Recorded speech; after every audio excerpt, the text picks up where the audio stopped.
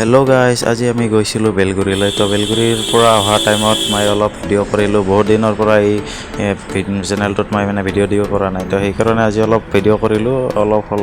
অলপ চলপ আপোনালোকক এই গাড়ী চলোৱা ভিডিঅ'খন দি দিওঁ আজি ইউটিউব চেনেলটোত, মোৰ এই কল্পজ্যোতিষ ব্লগ চেনেলটোত। আৰু দাদাই এনেকৈ গাড়ী চলাই আছে। আৰু চাওক বেলগুৰিৰ গাঁৱৰ ৰাস্তাবিলাক এনেকুৱা।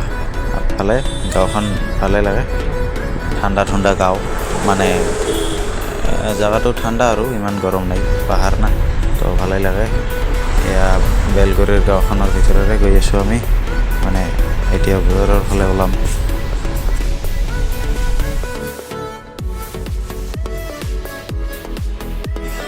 আৰু এইখন হ'ল বেলগুৰিৰ পৰা বেচৰকনালৈকে যোৱা ৰাস্তাটো। চাৰিওকাষে সেউজীয়া গছ গছনি, বহুত ধুনীয়া দেখা গৈ আছে। চাওক, ইয়াতে আহিলে মনটো বহুত শান্তি লাগে। আপোনালোকে চাব পাৰিছে, এয়া দাদাই গাড়ী চলাই গৈ আছে। দাদাক গাড়ী চলাই অলপ ভিডিঅ' কৰি আছোঁ। আৰু এই টাৰ্ণিংটো চাওক, কিমান সুন্দৰ দেখা গৈ আছে। ভিউখন বহুত ধুনীয়া। চাওক,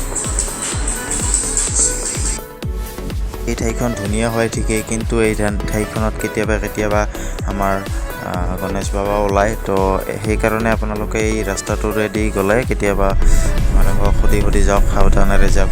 আৰু এইটো যে বেচৰকনা বাজাৰৰ আগে ৰবাৰ বাগানটো, এইটোও এলিফেণ্ট কৰিডৰ হয়। তো এই ৰাস্তাটো বেছিভাগ এলিফেণ্ট কৰিডৰে আছে। তো আপোনালোকে অহা যোৱা কৰোঁতে অলপ সাৱধানেৰে যাওক। তো গাড়ী অলপ লাহে ধীৰে অলপ চলাই কিনে যাওক। তো আজিৰ ভিডিঅ'টি মই এইখিনিতে সামৰণি মাৰিলোঁ। মোৰ ভিডিঅ'টো যদি ভাল লাগিছে তেনেহ'লে লাইক কৰিব, কমেণ্ট কৰিব, মোৰ চেনেলটো ছাবস্ক্ৰাইব কৰিব। ধন্যবাদ।